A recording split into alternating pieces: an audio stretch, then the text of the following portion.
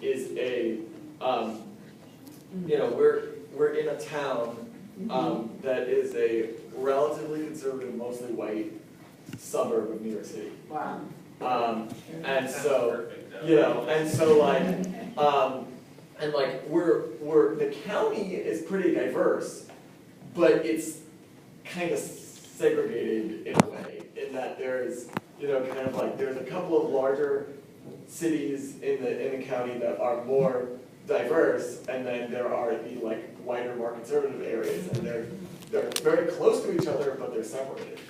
And so we're located in one of the more white, more conservative areas. You know, there are people with Trump signs down the street from us. Wow.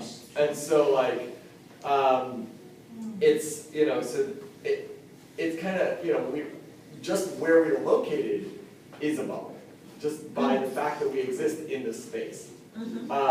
And also the fact that we exist, and the fact that we do sometimes reach out to the community of our neighbors, and that some of our neighbors have spoken to us and come to events that we've held, and bring their, you know, there's a children's daycare center that is on our property that rents from us, and many families in the area bring their children there, and they see what we're doing, and so it's just kind of like an opening, even though we're still in this bubble. And so it's just kind of like, we're trying to expand the bubble and eventually pop it, but when we're in that location, it's almost impossible not to be a bubble. Yeah. What county are you in? Rockland County. Rockland Okay. County, New York. I have a couple of observations of my own on the concept of the bubble. I think they exist anyway.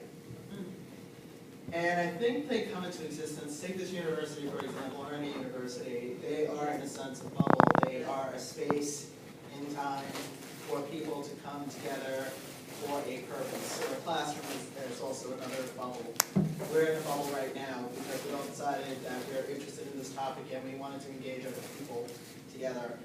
The question for me is, what am I going to do with the information that I get?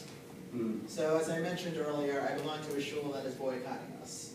And one of the reasons why, if not the primary reason why, I go to that shul is because I'm a Jew by choice, have been for only a few years, just under 10 years. And in my travels, I've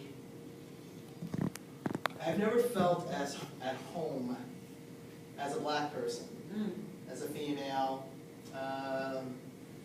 you know, within the LGBTQ spectrum, middle-aged, as I felt in this shul. And basically, you know, when you move to a new place, you know, you go shul shopping if you're Jewish, and Matt's mom, you know, Jewish elder that she is, she took me shul shopping because it's all what you do. And of all the places that she brought me to, I felt at home there. And some time passed, and I had made my decision, I'm going to join the shul. And then, like a nanosecond, I made the decision to join the shul because I felt comfortable there. You know, I could just be a whole person there. Wow. We got the word that the Presbyterian Church, the Presbyterian Church's stance on regarding PDS, that we're going to selectively divest.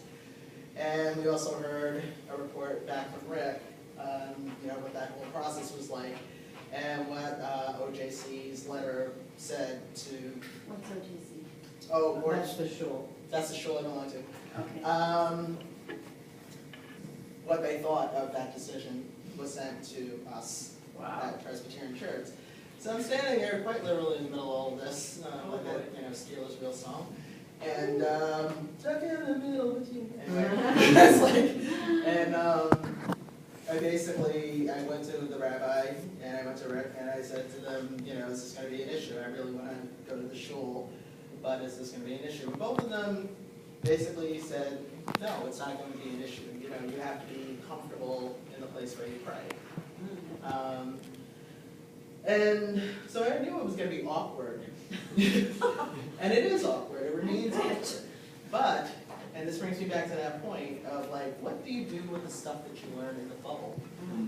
You know, evidently I have again, a bit of a Spock personality about it, where people aren't overly thrilled with my pushbacks, but I am cared for enough and respected enough that we can have those tough conversations, and it's recognized as, a tough conversation, not, goading, not instigating, not being catty, not being obnoxious.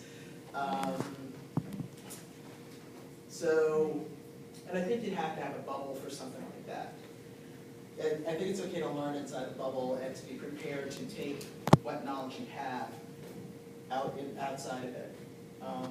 If you come across certain circumstances where people are like, you know what, you're a big poopy head, you have to go now.